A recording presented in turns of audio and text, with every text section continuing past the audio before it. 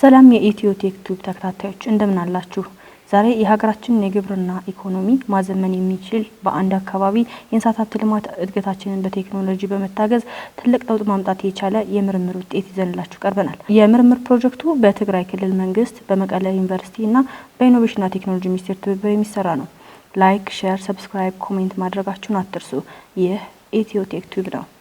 ያደጉ ሀገራት በቀን በአማካኝ ከ55 ሊትር በላይ የወተት ምርት የሚሰጥ ላሞች ባለቤቶች ሲሆኑ ከአፍሪካ በእንስሳት ሀብት በግንባር ቀደምትነት የምትጠቀሰው ሀገራችን ኢትዮጵያ ግን ከአንዲት ላም በቀን በአማካኝ ከ1 ሊትር ተኩል ማለፍ አልተቻለም። ኢትዮጵያ ለወተት ከብት እርባታ ምቹ የሆነ የአየር ንብረት ቢኖራትም በወተት ምርት እርባታ ግን ዝቅተኛ ከሚባሉ ሀገራት ተርታ ትገኛለች። ይህ የሆነው ዋነኛው ምክንያት የተመጣጠነ የመኖ አቅርቦት አለመኖር፣ ሳይንሳዊ የሆነ የወተት ከብት አያያዝና የወተት አመራር ዘዴዎችን በትክክል አለመከተላችን ነው። ይህን ችግር ለመፍታት የኢኖቬሽንና ቴክኖሎጂ ሚኒስቴር ከመቀለ ዩኒቨርሲቲና ከትግራይ ክልል መስተዳደር ጋር በመተባበር በመቀለ ዩኒቨርሲቲ የእንስሳት ጤና ሳይንስ ኮሌጅና በአጉላ ከተማ ዋና ማዕከል በማቋቋም በክልሉ በተለያዩ አካባቢዎች አመርቂ ውጤት ያለው ስራ በመስራት ላይ ይገኛሉ። በመቀለ ዩኒቨርሲቲ የእንስሳት ሕክምና ኮሌጅ መምህርና ተመራማሪ የተቀናጀና በቴክኖሎጂ የተደገፈ የወተት ልማት ፕሮጀክት አስተባባሪ ዶክተር በሪሁን ገብረክዳን ይህንን ፕሮጀክት በበላይነት ይመሩታል።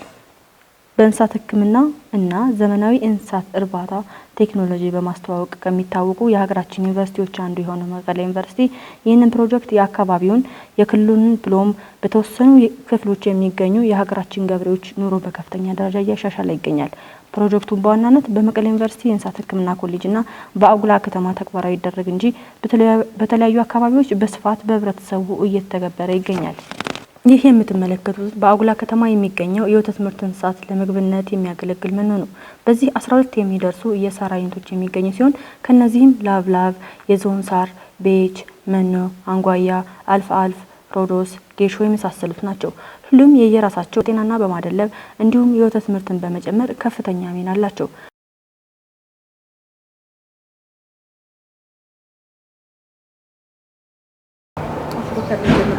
በመጀመሪያ ለቃለ መጠይቁ ፈቃደኛ ስለሆኑ በኢኖቬሽንና ቴክኖሎጂ ሚኒስቴር ስም በጣም እናመሰግናለን። ወደ መጀመሪያው ጥያቄ ልግባና ራስዎትንና የስራ ኃላፊነትን ያስቀምጣሉ። እኔም አመሰግናለሁኝ። እኔ በሪሁ ገብረኪዳን እባላለሁኝ። በመቀለ ዩኒቨርሲቲ በእንስሳት ሕክምና ኮሌጅ የመምህርና ተመራማሪ ነኝ። በዚህ ፕሮጀክት ደግሞ የፕሮጀክቱ አስተባባሪ ነኝ። ፕሮጀክቱ አሁን እየተቀናጀና በቴክኖሎጂ የተደገፈ የወተት ልማት ፕሮጀክት ነው።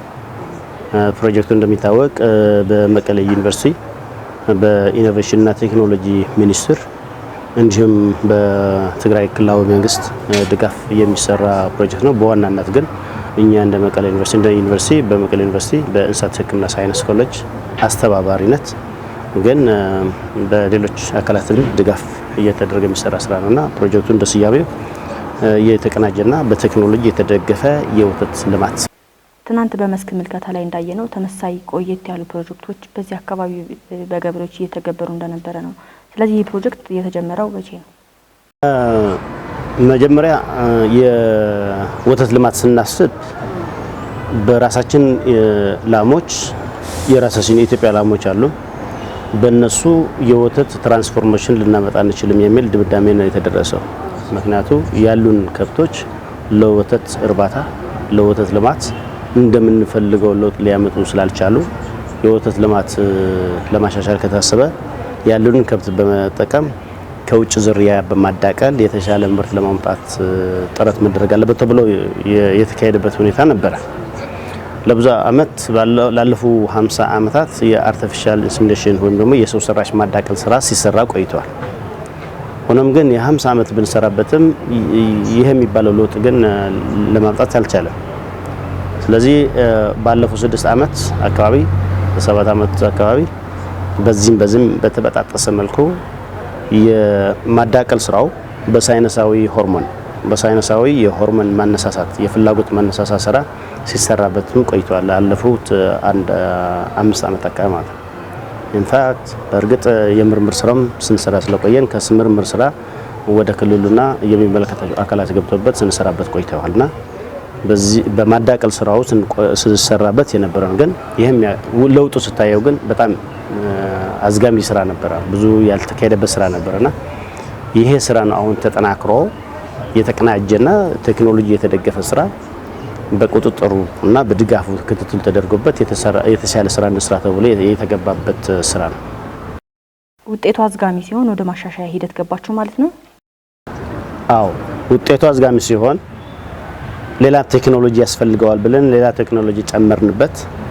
ከቴክኖሎጂ ጋር ተያይዞ የሚሄዱ ብለን ደግሞ አሁን የመኖ ጉዳይ ልማት ያስፈልገዋል ተባለ። መጀመሪያ አካባቢ ማዳቀል ብቻ ነበር ስራው። ማዳቀል ብቻ አንደኛው ዘገምተኛ ነው፣ ማዳቀሉ ብዙ ማለት አልተካሄደበትም። ሁለተኛው ይሄ የውጭ ዝርያ የማባዛትና የማዳቀል ስራ ከመኖ ዝግጅትና ከሕክምና ዝግጅት ካልሄደ ውጤት አያመጣም የሚል ድምዳሜ ስለደረሰን ሁሉም አቀፍ የተቀናጀ ማለት ሁሉም አቀፍ ማዳቀል ብቻ ሳይሆን የመኖም ዝግጅትም የጤና ዝግጅትም የሰው የግንዛቤ መፍጠር ዝግጅትም ሁሉም አቀፍ የያዘ ፕሮጀክት መሆን አለበት ብሎ ስለታመነበት ከሚኒስትሪ ኦፍ ኢኖቬሽን እና ቴክኖሎጂ አብረን የምንሰራው አሁን ሁሉም አቀፍ አድርገን የጀመርነው ግን የባለፈው አንድ አመት ስራ ነው ማለት ነው። ግን የማዳቀሉ ስራ ስትሰሩት የምታዳቅሉት ከውጭ ላሞች ነውና የውጭ ላሞች ደግሞ የሚያስፈልጋቸው የመኖና ሌሎች የለመዱት የምግብ አይነቶች ያስፈልጓቸዋል። ይህንን ለማስተካከል የሄዳችሁበት መንገድ ምን ይመስላል? አዎ ትክክል ነሽ። የኛ ላሞች በምርታቸው በጣም ዝቅተኛ ነው። ምርታቸው የምናገኘው የወተትና የስጋ ዝቅተኛ ነው። ዝቅተኛ እንዲሆን በርግጥ ለነሱም የሚሆን የአመጋገብ ሲስተም የጤና ጉዳይም ብዙ ስላልተሰራበት ነው። ግን ብዙ ብንሰራበትም ልክ እንደነዚህ ጥሩ ውጤት እናመጣ። ለዚህ የሚሻለው የአጭር ጊዜና የረጅም ጊዜ እቅድ ነው ያወጣነው። የአጭር ጊዜው በማዳቀል ጥሩ ውጤት ማግኘት፣ ከምን ማዳቀል ያለውን ከብቶችን ከውጭ ከብቶቹ ጋር እያዳቀልን ጥሩ ውጤት ጥሩ ምርት ማግኘት ማለት ነው። የኛ ላሞች 1.5 ሊትር የሚሰጡ ናቸው ካለን አብዛኞቹ ማለት ነው እንጂ 3 እና 8 ሊትር የሚሰጡ ላሞች በጋይት የሚባሉ እንዳሉ ሆኖ አብዛኞቹ የኛ ላሞች ትግራይ ላይ ለምሳሌ 60% አራዶ የሚባሉ ከብቶች ናቸው እዚህ አካባቢ የምናገኛቸው። እነዚህ 1.5 ሊትር በቀን ነው የሚሰጡት። እነዚህ ብዙ ብናሻሽላቸውም የተሻለ ውጤት አናገኝም፣ ጊዜ ይወስዳል። ስለዚህ ያለን አማራጭ ለነዚህ ከብቶች ከውጭ ዝርያ ያላቸው የሆልስቲያን ፍሪዚያን የምንላቸው ወይም ጀርስ የምንላቸው ላሞች አምጥተን ማዳቀል ነው።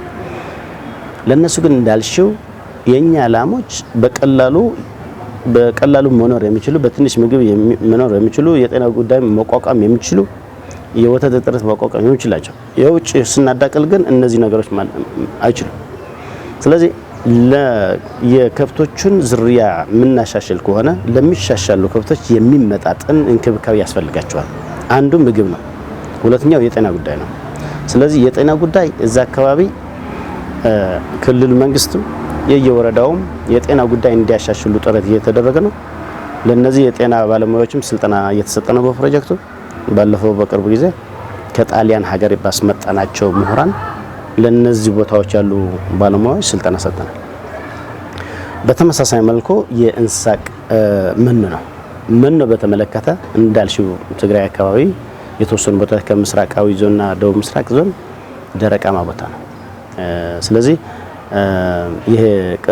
ይሄ ግሪን ፉድ የምንለው አልፋ የምንለው ያየቻችሁ ትናንትና በብዛት መተከል አለበት መስፋፋት አለበት ብለን የወሰድነው እንዳያችሁት ብዙ ቦታዎች አሁን ተተክለዋል። አልፋ አመት ሙሉ እንዲያገኙት እነዚህ ከብቶች የተሻለ ምግብ ካላገኙ እንደኛዎች ከብቶች መቋቋም ስለማይችሉ የተሻለ ጤና ያስፈልጋቸዋል፣ የተሻለ መኖም ያስፈልጋቸዋል።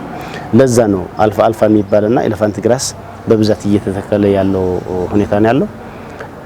ይሄ የመኖ ልማትና የጤና ጉዳይ ካሻሻል ማዳቀልም ካሻሻል ለውጥ ይመጣል ተብሎ ስለሚታመንበት ነው። እንዳየሽው ደግሞ ብዙ ለውጦች እየመጡ ነው። ወደ ፕሮጀክቱ አላማና አዋጭነት ስንሄድ አላማው ምንድነው? አዋጭነቱ በጥናት ላይ የተመሰረተ ነው። ፕሮጀክቱ ሲጀምሩት በጥናት ላይ የተመሰረተ ነው። እንዲሁም በዚህ አካባቢ በትግራይ ክልል ነው እና እያለ ያለው አሁን ያው በሌሎች ሀገራችን ክልሎችም እየተስፋፋ ነው ነገሩ። ግን እዚህ አካባቢ የሚይዛቸው የሚያካልላቸው ቦታዎች ምን ያህል ነው? አዎ ፕሮጀክቱ የተጀመረው በእርግጥ ጥናትን መሰረት ባደረገ መልኩ ነው። ባለፈው እንዳልኩሽ ባለፈው 7 አመት ምርምርና የስራዎቹ መሬት ላይ እየሰራን ስንመጣ ቆይተናል። ሁለተኛ ራሳችን ይሄ እዚህ የተፈጠረ ሳይሆን በሌሎች ሀገሮች የታየ ተሞክሮ ነው። በሌሎች ሀገሮች ታይቶ ተሞክሮ ውጤት አምጥተው በሀገራችን ደግሞ ዝም ብለን አላመጣነውም። ባለፉት 7 ዓመታት ስንሰራበት የቆየ ነው። ከዛ ከራሳችን ምርምሮች እየተማርን ያሰባሰብነው እውቀት ነው አሰባሰብነው ወደ አንድ ላይ ያመጣ ነው። ስለዚህ ዋና መነሻው ምርምርን መነሻ አድርጎ የተሰራ ነው። በምርምር ታይቶ ውጤታማ መሆኑ ተመስክሮለታል። ሽልማትም ከሚኒስትሪ ኦፍ ኢኖቬሽንና ቴክኖሎጂ ሽልማት የሚወሰድበት ጊዜ ነው ያለው። ዘን ያለፉት 7 ዓመት የትምህርትም ጊዜ ነበረ። ስንማርበት የነበረ ቴክኖሎጂ ነው። ከዛ ደግሞ እሱ እያሻሻልነው ነው ያለ ነው። ምን ስለጎደለው ነው ውጤት ያላመጣው ብለን ፈትሸናል። ይሄን አካሄዳችንና ፓኬጁ ራሱ የተሟላ ስላልነበር አሁን ግን አካሄዳችንን እናስተካከል። ስልጠናዎች የሚያስፈልጉ ስልጠናዎች፣ የግንዛቤ መፍጠር የሚያስፈልጉ የምኑ ዝግጅት፣ የጤና ዝግጅት፣ የማዳቀል ዝግጅት ያልናቸው የዘር መረጣ ሁሉም ይሄ ፓኬጁ ሙሉ ሆኗል። ዛትስ ዋይ ኢንተግሬትድ ያልነው የተቀናጀ ያልነው። ስለዚህ ከጥናት መሰረት አድርገን የሰራንባቸው ስራዎች ናቸው አንዱ። ሁለተኛ በሌሎች ሀገር ተመክሮ ጥሩ ውጤት ያመጣ ስለሆነ ጥሩ ፕራክቲስ ነው ብለን ያመጣናቸው ጥሩ ተመክሮ ነው ብለን ያመጣነው ቴክኖሎጂ ነው። ሌሎች ሀገሮች የሄዱበት ስለሆነ ነው። ስለዚህ ይሄ ውጤቱ አይተን እየሰራን ያለነው አሁን በትግራይ ክልል ይሰራል ተብሎ እንደ እቅድ ያወጣ ነው። ከአድግራት እስከ አድጉደም አካባቢ ያሉ ስራ ለመስራት ብለን ነው የወሰድነው። አሁን በሶስት ወረዳዎችና መቀለ 4ኛ አካባቢ ነው እየሰራን ያለነው። አሁን እስከ አድግራት አልሄድንም። በሚቀጥሉት ነው አሁን ወደዛ አካባቢ ልንሄደው ያልሄድንበት ምክንያት የራሱ ምክንያት አለው። ወደዛ አካባቢ ግን በክልተ ብላዕሉ ወረዳ፣ በእንደርታ ወረዳ እና በህንጣሎ ጀረት ወረዳና እንዲሁም በመቀለ አካባቢ ያለው ከብቶች እያዳቀልን ያለንበት ሁኔታ ነው ያለው። ጥሩ ስራ የተሰራበት ሁኔታ አለ ማለት ነው። ወደ ሌሎች ክልሎች እንዴት ይስፋፋ? ወደ ሌሎች ክልሎች ብቻ አይደለም፣ ትግራይ ውስጥም መስፋፋት አለበት ነው። አሁን እንደተሞክሮ ነው ከዚህ ወደዚህ ሞክሮ ያልነው እንጂ አሁንም በትግራይ ክልልም በሌሎች ክልልም በተበጣጠሰ መልኩ እየተሰራ ነው። ግን ፓኬጁ ግን የተሟላ አይደለም ነው የኛ ሀሳብ። ስለዚህ ትግራይ ይሄም ተሞክሮ ጥሩ አድርገን አሁን በኦሮሚያ ክልል መቱ፣ ጅማ፣ አምቦ አካባቢ፣ ሰላሌ እነዚህ በሙሉ የያዙት አንድ ፕሮጀክት አለ። በተመሳሳይ ባለፈው ለማንቀሳቀስ ሄደን ንቅናቄ ስራ ሰርተን የመጣነው ሁኔታ አለ። ተመሳሳይ በጅጅጋ አካባቢ አሁን ተፈራርሞ ፕሮጀክቱ እንዲጀመር የሄድንበት ሁኔታ አለ። ከዛ ወደ ከጎንደር ተነጋግረናል። ጎንደር ዩኒቨርሲቲ በሚመራው ፕሮጀክት እዛ አካባቢ እንዲሰራ ፕሮጀክቱ ሙሉ በሙሉ ፕሮጀክቱ እነሱ ወስደውታል። አሁንም እየተነጋገርን ነው ያለው እንዴት አድርገን እዛ እንጀምረው። መጀመሪያ ኢንፋክት ወደዚህ ይመጣሉ። እዚህ ሁሉም ካዩ በኋላ እኛ ደግሞ ተመልሰን እዛ ሄደን ስልጠናዎችና ሰጥተን የምናንቀሳቅሰው ነው የሚሆነውና ፕሮጀክቱ በዚህ በመቀለ አካባቢ ብንሰራው አንዱ ትግራይ ውስጥም እናስፋፋዋለን ውጤቱ ከታየ በኋላ፣ ሁለቱም ከትግራይ ውጭ ሆኖ ባሉ ክልሎችም የማስፋፋት ስራ ደግሞ በቅርቡ ይጀምራል። እዚህ ካነሳነው አይቀር እናንተ ይህንን ፕሮጀክት በሌሎች ክልሎች ለማስፋት ስታስቡ ስልጠናዎችን ለመስጠትና ተሞክሮቻችሁን ለማካፈል ምን ያህል ዝግጁ ናቸው? አዎ ዋናው መቀሌ አካባቢ እየሰራን ያለነው መቀሌ ዩኒቨርሲቲ ተነሳሽነት ይዞ አንቀሳቅሶ እኛ በበላይ ሆነን እየመራን ሌሎች አካላት እየደገፉ እንሰራለን ብሎ ቁርጠኛ የሆነ ውሳኔ ስለወሰነ መቀሌ ዩኒቨርሲቲ። ስለዚህ የአካባቢን አቅም በአግባቡ መጠቀም በጣም ምንም አማራጭ የሌለው ስራ ነውና መቀሌ ዩኒቨርሲቲ ነው የሚመራው ሁሉ። ሌሎች ቦታዎችም እንደ መቀሌ ዩኒቨርሲቲ ተነሳሽነት ወስዶ የሚመራ አካል ያስፈልጋል፣ ዩኒቨርሲቲ ያስፈልጋል። ይሄ አይኔ አለሁኝ አካባቢን ለማልማት ዝግጁ ብሎ የወሰደ ዩኒቨርሲቲ ካለ እኛ ለማነሳሳት፣ ለመደገፍ፣ ስልጠና ለመስጠት ብቻ አይደለም እነሱ እንደገና ፕሮጀክት እንዲጽፉ አይጠበቅም። እኛ የጻፍነው የመቀሌ ዩኒቨርሲቲ ሰራተኞቻችን የጻፉትን ፕሮጀክት እንዳለ መስጠት እንችላለን። መስጠት ብቻ አይደለም የመቀሌ ዩኒቨርሲቲ ያሉ ሰራተኞች ሄደው ስልጠና መስጠት፣ ማገዝ፣ መደገፍ የኛ ኮሌጅ የኛ ዩኒቨርሲቲ ዝግጁ ነው። ዋናው ግን እኛ የሄደን እዛ ግን መስራት እስከታች ወርደን መስራት ግን ስለሚከብደን እዛ ያሉ ዩኒቨርሲቲዎች ግን ተነሳስነት ይዘው ቁርጠኛ ሆነው መጀመር አለባቸው። እንደ ጎንደር ካልኩሽ አሁን ጎንደር ዩኒቨርሲቲ አሁን እየተነጋገርን ነው።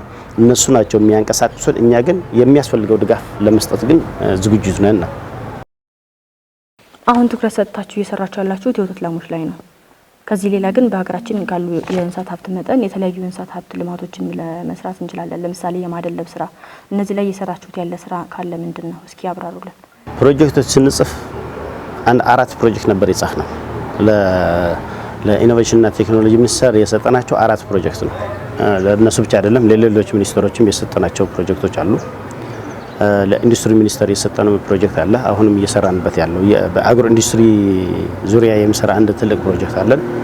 ለግብርና ሚኒስቴር የሰጠናቸው ፕሮጀክት አለው። ግን አሁን እቺ የተሰጠችን ፕሮጀክት ከአራቱ አንዱ ነው የፋይናንሻል ድጋፍ የገንዘብ ድጋፍ ያገኘው የወተት ልማቱ ነው ማለት ነው።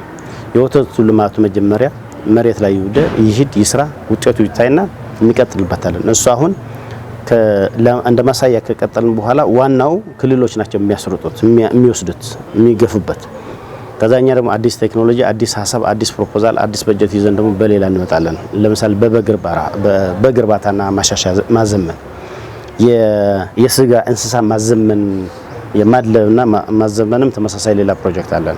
ገና የገንዘብ ድጋፍ ያላገኘ የዶሮ እርባታ ማዘመንና ተመሳሳይ እድገትና ልማት ተመሳሳይ ፕሮጀክቶች አሉ። ግን አሁን በወተት ልማቱ እንሄድበት፣ ወተት ልማቱ ለውጥ እናምጣ።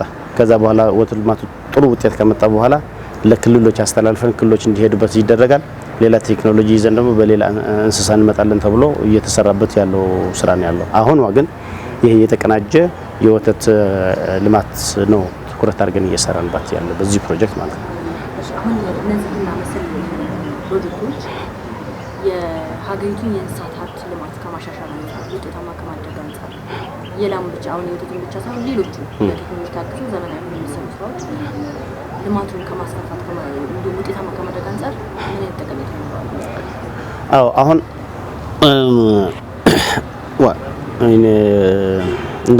ሁሉ ሰው እንደሚለው የተማረም ያልተማረም ፖለቲከኛም ሳይንቲስቱም እንደሚለው የኢትዮጵያ በእንስሳት ሀብት ትልቅ ሀብት አለን፣ ግን ደግሞ አልተጠቀምንበትም የሚለው እንዳለ ሆኖ ግን ደግሞ ያልተጠቀምንበት ምክንያት ምንድነው ብለን ስናየው መሰረታዊ 4 ናቸው። አንደኛው ያሉን የእንስሳት ዝርያ ድሮ በተፈጠሩበት ፈጣሪ በሰጠን ነው እንጂ ሰዎችን እንደሌላ ሀገር እንደሌላ ያደጉ ሀገሮች ሰዎችን ገብተን ለማሻሻል ጥረት አላረግንም ነው። ስለዚህ ዝርያቸው እንደምንፈልገው ምርት የሚሰጡ አይደሉም። ሁለተኛ የመኖ ነው። የመኖ በቂ የሆነ በጥራትና ብዛት መጠንም በቂ የመኖ ዝግጅት የለንም። ሶስተኛ የሕክምና ችግር ነው። በጣም ኢትዮጵያ ብዙ ከብት አለን፣ ብዙ እንስሳ አለን፣ ብዙ ደግሞ በሽታ አለ። አንደኛ በሽታ መቆጣጠር አንችልበትም፣ ሁለተኛ በሽታ ማከም አንችልበትም። በሶስተኛ የአራተኛ የገበያ ችግር ነው። አንዳንድ ቦታ በጣም ብዙ ከብት አለ፣ ብዙ እንስሳ አለ፣ ገበያቸው የሚያጡበት ሁኔታ አለ። ሰብስበንም ወደ ፋብሪካ የማገናኘት ችግር አለብን። እነዚህ የሁሉም ቻሌንጅ ናቸው፣ የሁሉም እንቅፋቶች ናቸው፣ ማነቆች ናቸው። ለወተት ልማትም፣ ለስጋ ልማትም፣ ለዶሮ ልማትም፣ ለአሳ ልማትም ለሁሉ የእንስሳ ሀብታችን በአግባብ እንዳንጠቀም የሚያደርጉ ማነቆች እነዚህ 4 ናቸው። ስለዚህ እነዚህ 4ቱ ከፈታን ግን አንደኛው በሃውስ ሌቨል በየቤቱ ያለው የኢኮኖሚ ጫና ይፈታል። አይተሽዋል። ባለፈው ይሄ ይሸጣሉ 1 ሚሊዮን አለኝ 1.5 ሚሊዮን ያለኝ ሲልሽ የነበረው ገበሬ አለ። ይሄ የዝርያ ማሻሻል ከተሰራበት፣ የመኖ ድጋፍ ካረግንበት፣ የጤና ጉዳይ ካገዝነውና ገበያ ትስስር ከሰራ ያየሽው ገበሬ 1.5 ሚሊዮን ብር ከነዚህ ከብቶች ሰብስቤ ያለሁ ያለ ሰው አንድ ማሳያ ነው። ይሄ በየቤቱ ያለ የኢኮኖሚ በየቤቱ ያለ የምግብ እጥረት በሚያመጣው ችግር የጤና ጉዳይ የቤቱ የጤና ጉዳይ ያስተካክልልሻል። በየቤቱ ያለው የኢኮኖሚና የኑሮ ሁኔታ ካሻሻል ማለት የሀገሪቱ ሁኔታ ኢኮኖሚም ተሻሽሏል ማለት ነው። ስለዚህ በቤት ደረጃ ማሻሻያ ይመጣል፣ በሀገርም በክልልም ማሻሻያ ይመጣል ማለት ነው። ስለዚህ እንዴት ነው ውጤቱ? ኢኮኖሚያዊ ጠቀሜታው እየታየ ነው። በቃ በሁሉም በእነዚህ ያየናቸው ገበሬዎች አሉ። ወደ 580 ገበሬዎች ያሉ ወደ 8200 ላሞች አዳቅለናል። በየቤቱ ብታይ በጣም የሚገርም ለውጥ ታያለሽ። የሚገርም ለውጥ ታያለሽና የኢኮኖሚ የጤናው የሁሉ ነገር የተሻለ እንደሆነ ይታያል። አጉላዕ ከተማ ዞን 3 ይርከብ ጻዋን ውጽኢት ጻዋን የስሞይ ናርሕሰን ዓልጎሽ ይባል እና እዚ ሞኖዚ ታይ ሓደ በች እንጓያ ይባል ንኸፍቲ ብጣዕሚ እዩ እንትን ምርትልህ ንጻዋ ይኹን ንጥንክርና ይኹን ብጣዕሚ እዩ خلاي تبو زلو ابዚ መሳል ኮይኑ ዘለውን ፈዓ እዚ ፈዓ ኑር ሁሴን አሊ ይባላሉ። በአጉላ ከተማ በወተትና የወተት ምርቶች ተሳታፊ ነኝ። ይህ ቤንች እንጓያ ይባላል። ይህ ለእንስሳት ጥንካሬና ለወተት ምርት መጨመር ትልቅ ጥቅም ይሰጣል። በውስጡ የተለያዩ አዝርዕቶች የያዘ ሲሆን እነዚህም ለእንስሳት ምግብና ይህ ቤንች እንጓያም እንዳይወድቅ የሚደግፉ ናቸው። ይህ መኖ ከተዘራ ከ5 ሜትር በላይ የሚረዝም ሲሆን በ45 ቀን ታጭዶ ለምግብነት የሚያገለግልና አንዴ ከታጨደ ድጋሚ አገልግሎት የማይሰጥ ነው።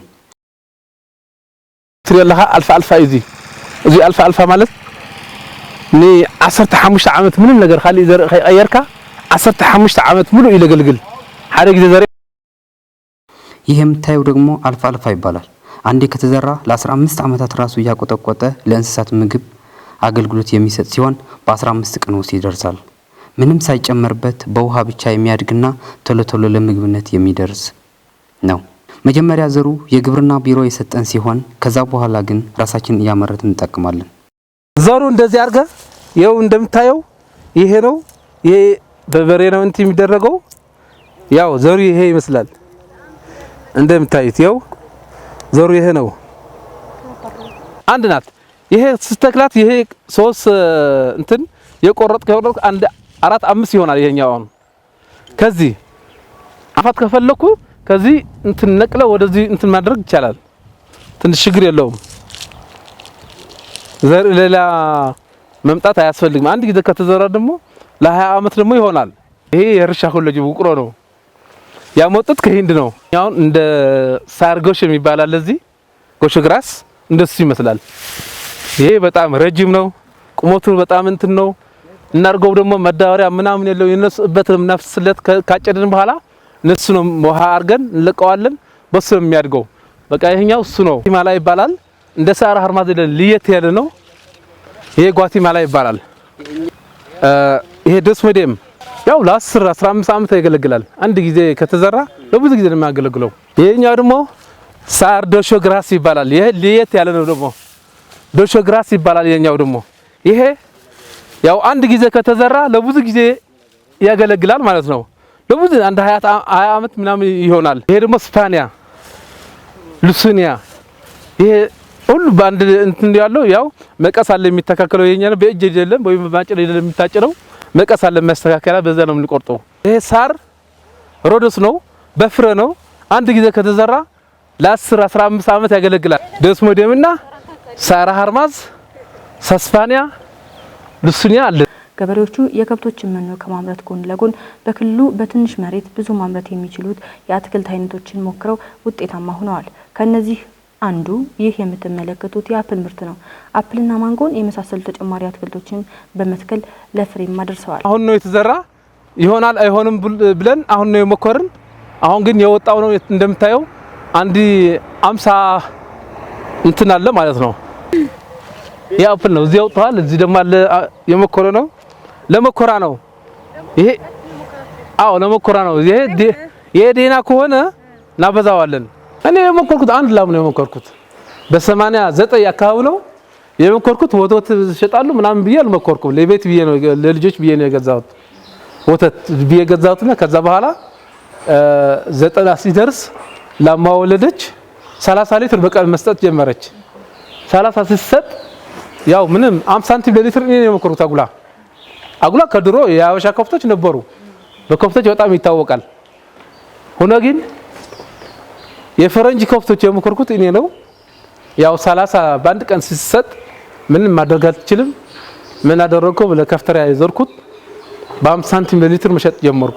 ይሄ ለብቻው ነው ፍሩስካና ይሄ ገለባ አድርገን በአንድ ጊዜ እንሰጣው ለብቻዋ ነው። ይሄ ደረቅ ምግብ የሚበሉት ግን 1 ለ2 ነው የሚበላው። ይሄ ሰፋ ያለ መብል ያለ 1 ለ2። ይሄ ፍሩስካና ገለባ ያለው በውሃ እንትን የተነከረ ግን 1 ለ1 ነው። ይሄ እንደምታዩት ከዚህ እስከ ነጩ ዛላ ያለው 10 አሉት። ይሄ 10ሮች በመቀሌ ዩኒቨርሲቲ ተደግፈን ማለት ነው ሆርሞን ይባላል የዘር ወዲያው እንዲያመጣል የሚያደርገው ማለት ነው። ሆርሞን ይባላል የመቀሌ ዩኒቨርሲቲ አግዞን ይሄ 10 ሁሉ በአንድ ጊዜ ወስደዋል። ሆርሞን ተሰጥቷል። ሆርሞን ከተሰጡ ያው ጥቂት አመጡና በአንድ ላይ ደግሞ ወስደዋል ዘር ማለት ነው። እንግዲህ 10 በአንድ ጊዜ ይወልዳል ማለት ነው። እነ ዶክተር በሩ ይዘው በቃ በደንብ የኛው ያዘጋጁት እነሱ ናቸው። ያው የእድማቸው ደግሞ 1 አመት ያክላል። የኛው እንዲያም በሌላ እንዳይጠቁ 2 ጊዜ 3 ጊዜ ያሳልፈናል። እንግዲህ ጥሩ ዝርያ ነው የወሰዱት። የወሰዱ ዘር ደግሞ አንድ ላም 40 ሊትር እንዲሰጥ ነው የዘር ከውጭ ነው ያመጡት። የሰጡ እንደዛ ነው። ይሄ የሚታለው ከፍቶች ነው ተላልቅ ማለት ነው። ይሄ 7 ወር ሆነዋል። አንድ ላም ወልዶ እስከሚያቋርጥ 10 ወር ነው የሚታለበው። ከወለደ 3 ወር ይታለባል። ከተጠቃ ዘር ከተሰጠ ደግሞ 7 ወር ጠቅላላው 10 ወር አንድ ላም ይሰጣል ማለት ነው። ጠቅላላ ከታለቦች ጋር 45 አሉት። ፕሮጀክቱ ምን ላይ ደረሰ ያልሽው? ፕሮጀክቱ ላይ አሁን እንደ ሀሳባችን የነበረው በጣም ትልቅ ነው። በጣም ትልቅ ለክልል ትግራይ ብቻ ሳይሆን እንደ ኢትዮጵያ ማሳያ፣ እንደ ኢትዮጵያ ሳይሆን እንደ አፍሪካውን በጣም ማሳያ ፕሮጀክት ነበር ያሰብነው። አሁን ፕሮጀክቱ ላይ ይሰራሉ ብለን ያሰብናቸው አንደኛው ባሉን ላሞች በትንሽ ወጪ ባሉን ላሞች አድርገን ሆርሞንና ከውጭ የሚገዛ ሆርሞንና የውጭ ዝርያ ተጠቅመን የውጭ ዝርያው አሁን ከቃሊቲ ነበር የሚመጣው። አሁን መቀሌ ዝርያው ማግኘት ይችላል፣ መሰብሰብ ይችላል ከወንዶች ማለት ነው። ከበሬዎቹ ጥሩ በሬዎቹ ከሆላንድና ከሳውዝ አፍሪካ አስመጥተን አሁን በትግራይ ክልል አስመጥቶ ጥሩ ማዕከል አቋቁሟል። የሰው ሰራሽ ዝርያ ማሻሻያ እና መሰብሰቢያ ተቋቁሟል። ትልቅ እድል ነው ይሄ። ክልሉ የሄደበት ትልቅ ጉዞ ጥሩ ነው። ይሄ ጥሩ ሄደዋል። ስለዚህ ዝርያ የተቻለ ዝርያ ለማግኘት እጥረት የለብንም። አሁን ከውጭ ማስመጣት አያስፈልግም። እዚህ ማምረት ተችሏል፣ አቅም ተፈጥሯል። ሆርሞኑ ነው እያስመጣን ያለ ነው። እሱም ሆርሞን ግዢም በተወሰነ መልኩ ጥሩ እየሄደልን ነው፣ እያዳቀልን ነው። ደግሞ በየመኖ ዝግጅቱ እንዳየሽው አንድ ቀበሌ እንዳየሽው ግል አካባቢ ጥሩ የመኖ ዝግጅት ሰው የቲማቲምና ሽንኩርት ሲዘራው የነበረ ቦታ አይተሸዋል። አንዳንድ ቦታ ደግሞ በጣም ማልማት የማይቻል የለማበት ሁኔታ ማለት ጥሩ ሄደዋል። ስለዚህ የጤና ጉዳይም እንዳየሽው መቀሌ ዩኒቨርሲቲ በ5.7 ሚሊዮን ጥሩ የመሰለ ማሰራት የሚችል የእንስሳት ሕክምና ተሰርቷል። ጥሩ ነው። እነዚህ ጥሩ ሄደው እያለው ግን አንደኛው አምስተኛ ሀሳብ ይዘነው የነበረው አንድ ትልቅ የእንስሳት ማቆያ ሼድ ለመስራት እንደ ፕሮጀክቱ ተይዟል። እሱ አልተሰራም። እሱ ትንሽ ዘግይቷል።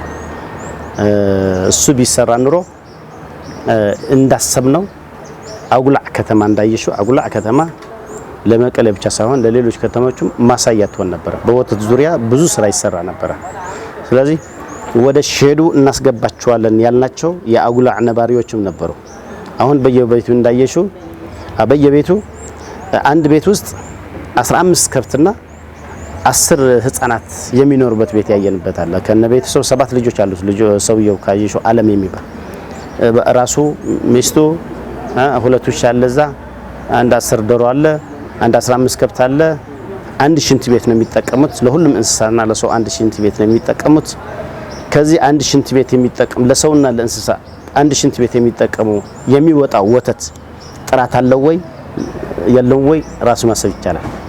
ስለዚህ ሀሳባችን የነበረው እንደ ፕሮጀክት ያሉ ከብቶች እናዳቅላለን፣ የመኖ ስራ እንሰራለን፣ የጤና ጉዳይ እናሻሽላለን።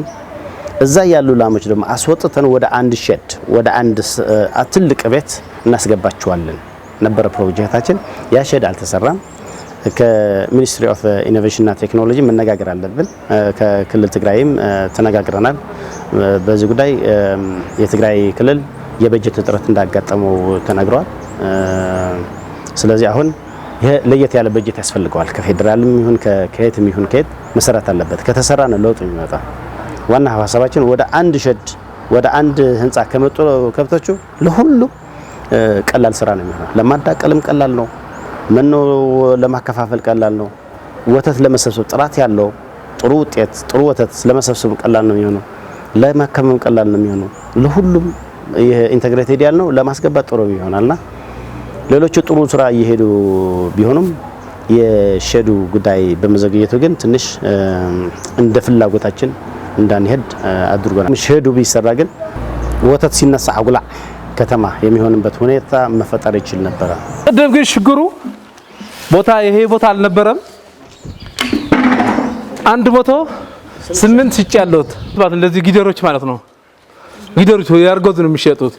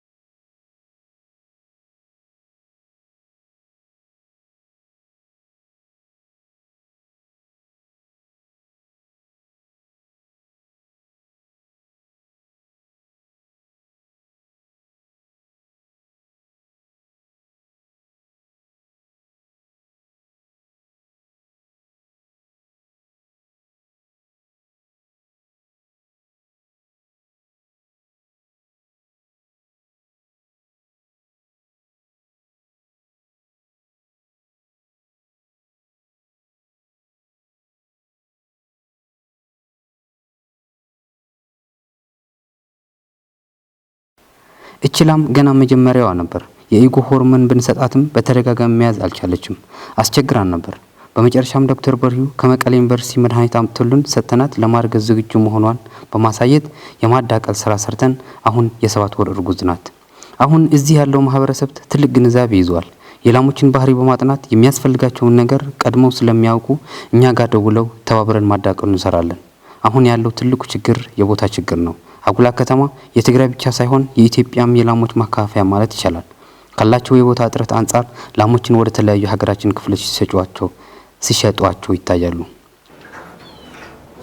ስልክ ቁጥር ንወሚና ያው ብሙሉ ሳይንሂት ነግሮም ካው ይደውልና ታይናን መጽፍ ብድሕሪ ግን ያው እንዳራው ባዕላቶም እንዳተማሃሩ ያው በቃ ሱረኽቶም አላስ ካብ 12 ሰዓት ይጽበይወን አቀዲምካ ስለለይ ይዋሃብ ካው ሰዓታት ርዮም ይደውልና ወዲያው መጽና ነዳቀለሎም ያው እዚ ግን ያው ትሽጉርናታቶም ንየታ እዩ ይራብሑ ታርጋ አጉላስ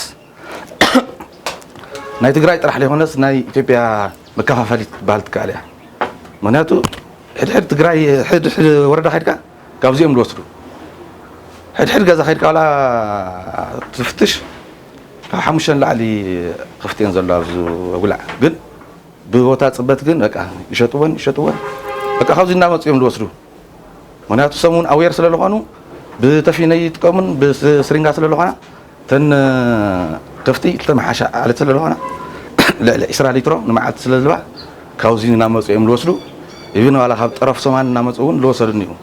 ተክላይ ሃይማኖት ታደሰ ይልበሃል ብሕይውን ከተማ ሕርሻ ማለት ተክላይ ሃይማኖት ታደሰ ይባላሉ። ባለፈው ክረምት 6 ላሞችን ሽጫለሁ። አሁን ደግሞ እዚህ 6 አሉ፣ ውጭ ደግሞ 2 አሉ። እዚህ የምታያቸው ላሞች ሁሉ እርጉዝ ናቸው። በቅርብ ጊዜ ይወልዳሉ። ቦታ ስለሌለኝ መሸጥ ሳልፈልግ ሸጣቸዋለሁ። ገረፋል ተስፋ ይባሃል ያው ዝሰርሐሉ ሕርሻ ከተማ ኮይኑ ምፍራይ እንስሳ ማለት እዩ። ጸዋን ውፅኢት ጸዋን መጀመሪያ ጊዜ ሓንቲ ላሕሚ ጀሚረ ብደደቢት ድዩ ብዳእንቲ ተዋሂዩና ያው ካብኣተን እስካብ ዘን ከፍቲ እዚአን በፂሕና ኣለና። ለቃሕላ ተለቃሕና ይኹን ገለ ይኹን ያው ተፈናቀል ኣነ ከኤርትራ ተፈናቀል መጽ ኣብዚ ብ97 ቦታ ተዓዲለ 95 መጽ። ስሜ አለም ገብረ ሩፋኤል ይባላል። በ1995 ከኤርትራ ተፈናቅዬ ነው የመጣሁት። የምሰራው የከተማ እርሻ ሲሆን እንስሳትን የወተት ምርት ላይ ነው የተሰማራሁት። ለመጀመሪያ ጊዜ ከዳንት ባገኘሁት 1 ላም ነው የጀመርኩት። ከነዚህ ላሞች በማገኘው የወተት ሽያጭ አሁን ይህንን ቤት 3 ንግድ ቤቶች እና 5 ሰራተኞች አሉ። አሁን ንብረት ሳይጨምር 15 ላሞችና 1.5 ሚሊዮን ብር አለኝ። እየ ማለት እዩ 5 ሸቃሎ ለውን ክልተ ዳብል ኮተለው ክልተፍት ዳዕንጨይ ተለው ልጨዱ ቦቲኾም ለምጹ ያው 50 ይውን ዝቆልዓ እዚ ማለት እዩ። ይውን ሰራሕተኛ እዩ ወደይ ከዓ ንጋርና ዋዕሉ ሒዙ ልሰርሕ ማለት እዩ። ሓሰር ገፊፍ የምጽ ካልእ ዕንጨይታት እውን የካተለይ እዚ ኮይና ሓደ ወደ እዩ። እዝራ 15 በፂሕና ኣለዋ ዘን ከፍቲ ያው ሃፍተ ገነተ ይውን 1.5 ሺህ 1.5 ሺህ 1.5 ሺህ በፂሕ ኣለኹ ኸዚ 1 ሚሊዮን 500 ሺህ በፂሕ ኣለኹ። መቀሌ ዩኒቨርሲቲ በሳይንስና ቴክኖሎጂ በሆርሞን በማዳቀል ሳይሆን አመጋጋብ ደግሞ እነሱ ነው የሚያስተምሩን። አመጋጋብ አያያዝ ሁሉ ታለው ከፍተች እንዴ ታርገም እንደምታለው ዶክተር ቦሪዮ አርጎ ስንት ሰው አመጣዋል። አሁን ማለት ለራሱ እንዴት አርገ እንደምታለብ የማያውቁ ሰው ነበር። ይሄ ፈረንጆች ውሃ ትንሽ ለብለብ አርገንም ታጧቸው ጧቸው ጥጃ አይጠዋቸው ተወልዶ ወዲያው ጥጃቸው ለብቻው መለየት አሁን ሁሉ ያስተማረን ያው መቀሌ ዩኒቨርሲቲ ነው። 90 ጀምሮ ዶክተር ቦሪዮ የተመላለሰ በቃ ስንት ሰው ያመጣ በቃ እሱ ነው እንደዛ ያደረገ። ሆርሞን ለመጀመሪያ ጊዜ ከሱ ነው ያመጣው። አንድ ላም ዝም ብለት ማትዝ የነበረ ዝም ብለው ሁሉ ጊዜ ምስትመላለሰው የነበረ ማትዝ እንትን ርግዝ እነሱ ነው እንደዛ ያደረጉት። ሴት መውለድ ደግሞ ሞክረዋል ነበር። አቀድም ደግሞ ሆርሞኑ ወንድ የወለደ ተሸግረናል ምናምን ወንድ ሲወለዱ ምንም ዋጋ ያላቸውም አሁን ከቆዩ ብዙ ነው የሚወሉት። ብዙ በልቶ ደግሞ ወደ ገበያ ተስምጣቸው ደግሞ ከ2 ዓመት በኋላ የወተት የሰጡ ብቻ አያወጡም። ሴቲቱ 2 ዓመት ሲደርስ እጥፍ ነው የምትሰጥ። ወንድ 20 ሲሰጥ እሷ 40 ትሸጣለች። እንግዲህ ወንድ አናሳድግም፣ እኔ ራሴ አላሳድግም። እና ካፒታል እንግዲህ ያድገናል። ይሄ 40 ከፍቶች ማለት በአሁኑ ያለው ዋጋ በ75 ብታባዛቸው ያው ነው። ያው የቤት ደግሞ ሰርተናል። አንዳንድ መኪና ደግሞ የገዛዋል በዚህ እነዚህ የሸጥኩት ማለት ነው። ይደር ተሸጥኩ መኪና ገዝቻለሁ። 2 መኪና አሉ። አንድ የምግብ ምናምን የሚያማላልስ የአንድ ፍሩስካ የሚያማላልስ እንትን አለ፣ ኦፊሰር አለ። ይሄ እዛ አውቶቡስ ደግሞ አለ። ያው በእነዚህ ካፒታል ነው በእነዚህ የሸጥኩ በወተትና በጊደሮች የሸጥኩ ነው ያጠራቅሙት የበር ማለት ነው። ሌላ ስራ ያለ እንደሚልህ ድሮ ነጋዴ ነበርኩ። አሁን ንግድ ይሄ ሁሉ ትቼ በቃ ወደዚህ ተጠቅዬ የገባሁ ደግሞ ያው ተሞክሮ የወሰደ ያው አጉላ ማለት ያው የከፍት እርባታ ከመቀሌ ዩኒቨርሲቲ ሆኖ ያው አጉላ ማለት መከፋፈያ ሆነዋል ማለት ነው። በአሁን ጊዜ የወተት ብቻ መከፋፈያ ሳይሆን የጊደሮች መከፋፈያ ደግሞ ሆነዋል። ያው አጉላ ማለት በብዛት ነው ያለው ለአንድ 800 ምናምን የፈረንጅ ከብቶች ያሉ ጠቅላላው ድምር እንግዲህ ሊትር ደግሞ በቀን ያጉላ ወተት ማለት ነው 2000 ካባ አለ። መቀሌ ነው ገበያችን። ወደዚህ ከፈለበና ከኢኖቬሽንና ቴክኖሎጂ ሚኒስቴር ጋር በጋራ ነው እየተሰራለው የክልሉ መንግስት ዩኒቨርሲቲውና ሚኒስቴር መስሪያ ቤቱና ያላችሁ ምን ይመስላል? ግኝቱ እስካሁን በዚህ ፕሮጀክት ጥሩ ነው እውነት ለመናገር ከሁሉ ማለት ነው። እንዳልኩሽ ነው የክልሉ ፕሬዝዳንት ይጠይቃል። የክልሉ የግብርና ቢሮም የዝርያ ማሻሻል ዳይሬክተር ጥሩ ድጋፍ አለን። በሁሉም ፊልዶቻችንና ስራዎቻችን የዝርያ ማሻሻል ዳይሬክተር ሁሉ ጊዜ ከኛ ጋር ነው ያለው። ከዛ ነው ደግሞ ዘር የሚወሰደው። እንዳልኩሽ ከፕሮጀክቱ ስናስብ ከሚኒስትሪ ኦፍ ኢኖቬሽን እና ቴክኖሎጂ ስናስበው ዘር ከውጭ እናስመጣለን። ኩባ የሄድንበት ጉዞ አለ። ከኩባ እናስመጣለን ተብሎ ነበረ። አሁን ግን የክልሉ በፈጠረው የራሱ የዘር የማሰብሰብ አቅም በፈጠረው ሁኔታ ከነሱ ጋር ነው እየሰራን ያለው። ዘር ሲያስፈልገን ወደ እነሱ ነው የምንሄደው። እነሱ የማያገኙት ሲሆን ደግሞ ከመቀሌ ዩኒቨርሲቲ ነው የምናመጣው። እነሱ መግዛት የማይችሉ ኢኖቬሽንና ቴክኖሎጂ ሚኒስቴር እንዲገዛልን ወይም ደግሞ ገንዘቡ ድጋፍ እንዲልክልን የፕሮጀክት ጥያቄዎችን ልጨርስ ነውና ኢትዮጵያ በእንስሳት ሀብት ቁጥር ከአፍሪካ ሀገራት አንደኛ ናት ይባላል። አንደኛ ናት በቁጥር ነው፣ በጥራት እና ሌሎች ነገሮችን በጤንነት ምናምን ስናየው ወደ ኋላ የምንመለስበት ሁኔታ አለ። ከዚህ ጋር አያይዞ አጠቃላይ ማስተላለፍ የሚፈልጉት መልዕክት ስለ ፕሮጀክቱ ሌሎች ጥያቄዎች አሉ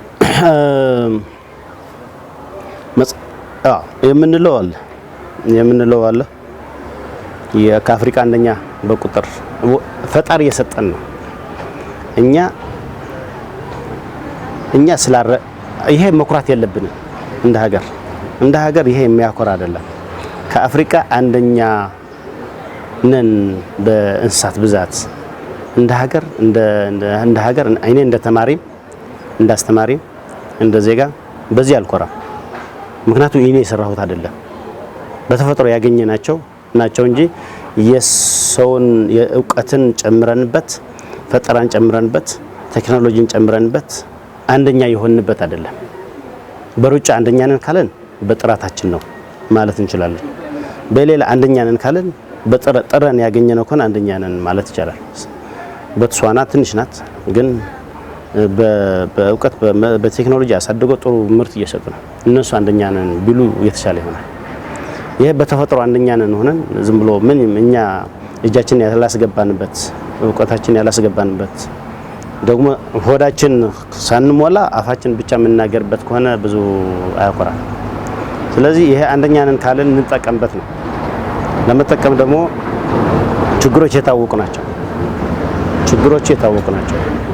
እንዳልኩሽ የእንስሳት ሀብታችን እንዳንጠቀም የሚያርጉን ማነቆዎች 4 ናቸው። ዝርያው አልተሻሸለም፣ አላገዝናቸውም። ላሉ ከብቶች አስተማማኝ የሆነ ጤናማ የሆነ መኖ አልሰጠናቸውም። በተመሳሳይ የጤናቸው ጉዳይ ትኩረት አላደረግንበትም። እየሞቱ ነው፣ እየታመሙ ነው። 60 ሚሊዮን ዶሮ አለን እያልን ነው። በአመት ደግሞ 40 ሚሊዮን ዶሮ ይሞታል። 60 ሚሊዮን ዶሮ አለን፣ 40 ሚሊዮን ዶሮ ይሞታል በየአመቱ። ስለዚህ እያገዝናቸው አይደለም በሕክምና። ስለዚህ እነዚህ ማነቆች ከፈታን ግን ተጠቃሚነት ይመጣል። አሁን ትግራይ አካባቢ በጣም ብዙ ከብት አለ። ትግራይ አካባቢ ደግሞ ከብት ባለበት ብዙ እንስሳ ባለበት ጊዜ ትግራይ አካባቢ ደግሞ የድህነት እንትኑ ደረጃው ደግሞ በጣም ከፍተኛ እዚህ አካባቢ ወደ ተንቤን ቆላ ተንቤን አካባቢ ብታዩ ወደ አማራ ክልል ደግሞ በዚህ ቅርብ የሚገኙ ወረዳዎች ስታያቸው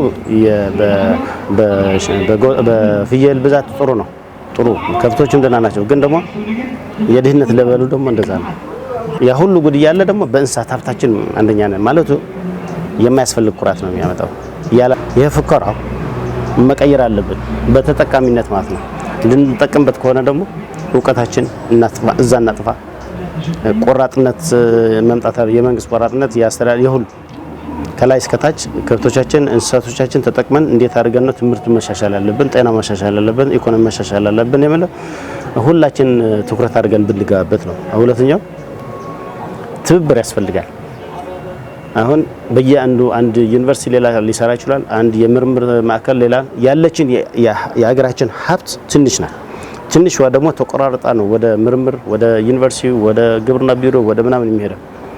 አሁን ዩኒቨርሲቲ ላይ ያለው በጀት፣ የምርምር ማዕከላት ያለው በጀት፣ ለግብርና ደግሞ ለብቻው የሚላክለት በጀት አለ። እነዚህ ሶስት ተሰባስበው አንድ ውጤት ያምጡ ነው ከተቻለ።